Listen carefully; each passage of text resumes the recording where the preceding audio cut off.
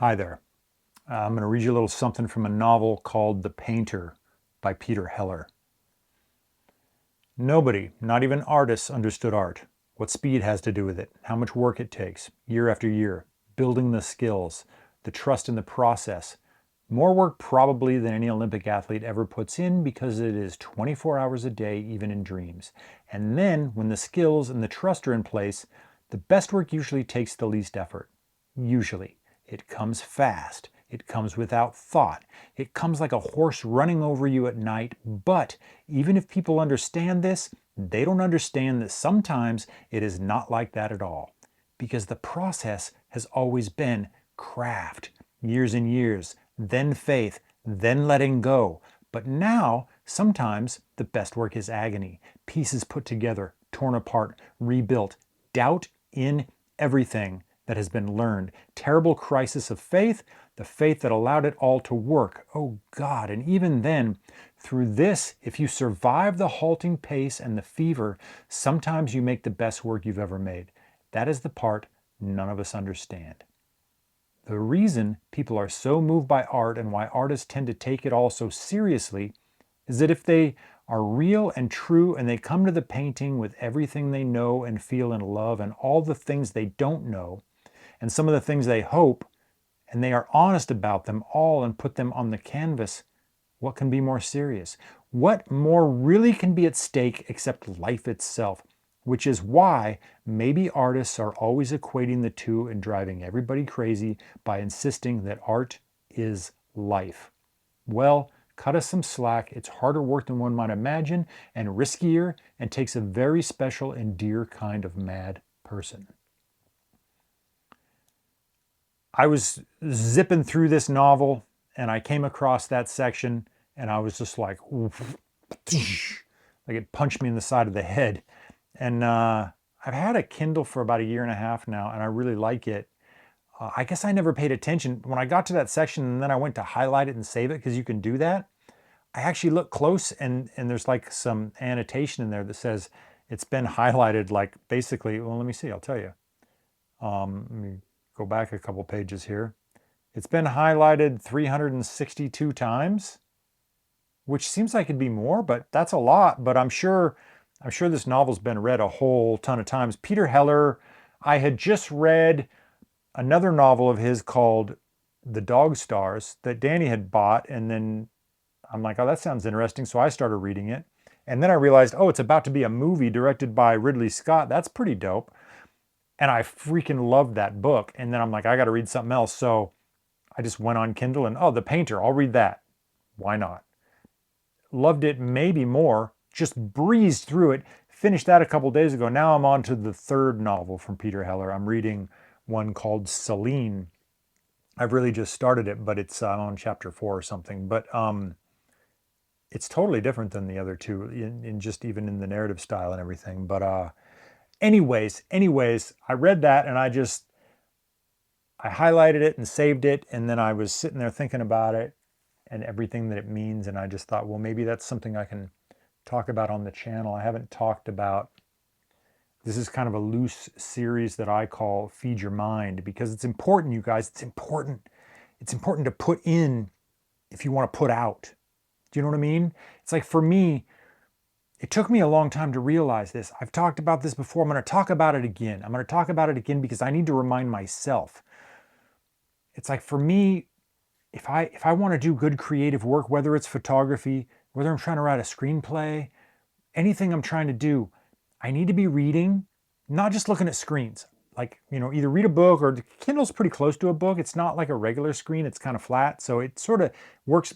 Don't look at your freaking iPhone or TV or a computer or whatever. I need to input other ways. Maybe feeding your mind, maybe that's going to a gallery, right?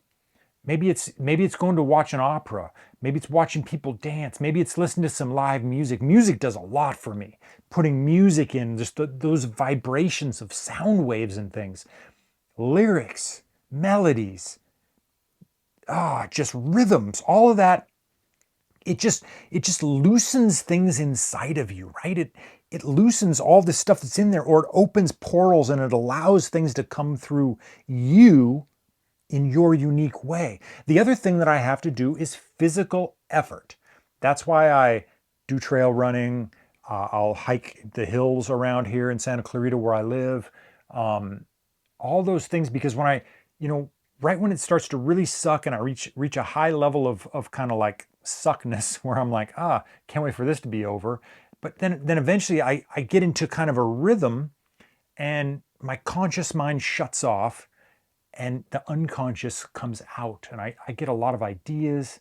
I solve problems that I have been, kind of puzzling over, things like that. So ingesting books, stories, pictures, music, and then physical effort. Those are the building blocks. Those are like the fundamental requirements for me. If I'm not doing anything, I'm not reading anything, I'm not doing a lot of physical stuff, then I end up feeling stuck. And I rarely feel stuck because I am always reading stuff, or I am always generally, if I can help it, doing a lot of physical things. I try. So I just want to reiterate that again. I think yeah, it took me a long time to learn that stuff. I mean, I'm not super old, but I'm not like super young either. I guess I'm solid middle age and in my early 50s now, which is kind of wild to think about. Like, what the hell? How did I end up being 52 years old? I'll be 53 years old in like a couple months. That's kind of crazy. To me, it is. I feel like I'm just getting started. I really do feel that way. But that's probably how it is, right? That's the weird mystery of our existence. But it's like one of my primary creative outlets is this YouTube channel. And it's funny, like every time I start to stray away from it being that, I get kind of punched in the face and reminded that no, you should just do what you want to do. And for some reason, I think it's why I'm so uncomfortable with all of these platforms, the Instagrams, the YouTubes, all these things where there's like an algorithm or there's like some, there is some computer AI mind back there trying to kind of look at what you like and what you look at and trying to pair you up with other things. And it's trying to make things better for you, I think. Or it's trying to serve you the right kind of ads so you'll spend money and so more people will advertise and so the platform can make more money, basically. But so, and I guess, you get on these platforms and you want the views and you want to go viral and you want to have a hit. And so you end up not doing what you want to do. You end up doing things that you think, oh, well, this will get views. This will serve the algorithm. And really it's like, fuck that. Fuck that. Does it really make a difference? I have calculated some things and had them be a great success on this channel. But also like a couple of my most popular videos, including the short documentary film that I released a few weeks ago, which is now in the top 10 of all the videos of all time. It was just something I didn't think anybody would really watch hardly, and I just wanted to make it. To me, it's like maybe my most favorite thing I ever put on the freaking channel. I don't know. It's certainly way up there. The other one that did really well was the first kind of the shoebox full of pictures one, where I just kind of talked about pictures and I showed some cheap prints I made, and that one just took off. And I was like, really?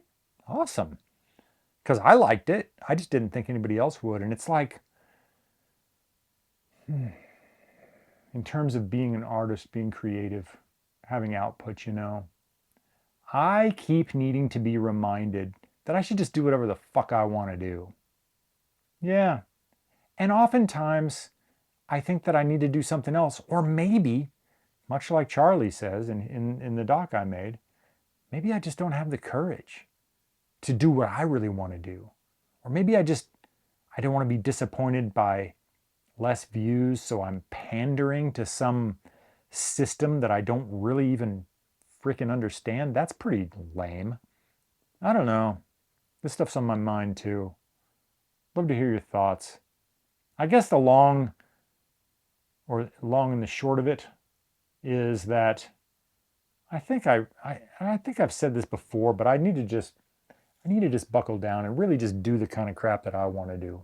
If it's crap, who cares? If I'm gonna put a lot of effort into making things, which it takes a lot of effort, and I have less time nowadays because I have a regular job, which is a creative job, but it takes a lot of mental energy. So if I'm gonna do anything outside of that, when really in my free time, there's a lot of things I could do just for me, but I actually like putting out things in the channel. If I'm gonna do things and maintain this and keep putting things out, I need to just do them for me. Damn the torpedoes. All right, this is getting long. Thanks. Go read a book. Go for a walk. Sweat. See you soon. The trust in the process. More work. I fucked it up. And then when the skills and the trust are in place, the best work usually takes the least effort.